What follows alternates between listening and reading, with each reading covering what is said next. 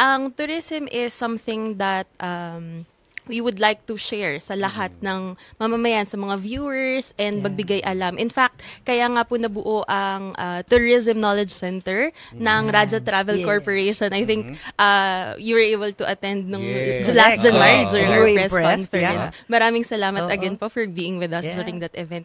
So yun po ang pagbibigay ng knowledge sharing. Ang mga different na advocacy na pwedeng nating together, mga private, public entities dito sa sustainable and inclusive tourism. So, yun. It's something that we want to pagbigay alam sa ating mga mamamayan dahil lahat tayo ay turista at some point. Yes. So, whether international yan or domestic, especially dito sa Pilipinas, meron tayong mahigit 7,000 mga destinasyon na pwedeng mapuntahan from Luzon, Visayas, Mindanao.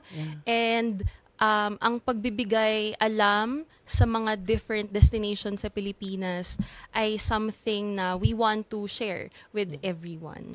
Yan. So ano ba yung mga top destinations ngayon sa Pilipinas? Yan. So part of the things na ngayon dahil rainy season po tayo. So part of the things na or destinations na maaaring puntahan ay yung mga hindi naman po lahat ay mahilig sa mainit. Yung mga takot sa araw ba? Yan. So, may mga destinations na strategic nga po na pwede natin puntahan, katulad ng Palawan na hindi masyadong binabagyo. Yan. We have Bacolod and in Mindanao, meron po dyan si Cotabato and Surigao. Yan, di ba? Ang very trending right now, mga surfing.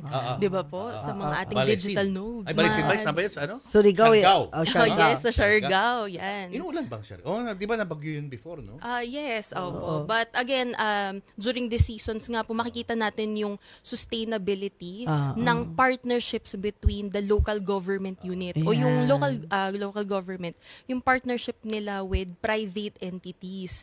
Kasi together, syempre si local government po ang may alam kung ano ang weather doon. Correct. Diba? And then si private entities, yung mga tour operators po natin or travel agencies, yun naman ang mga nagbibigay daan para maipagbigay alam ang information about the destinations.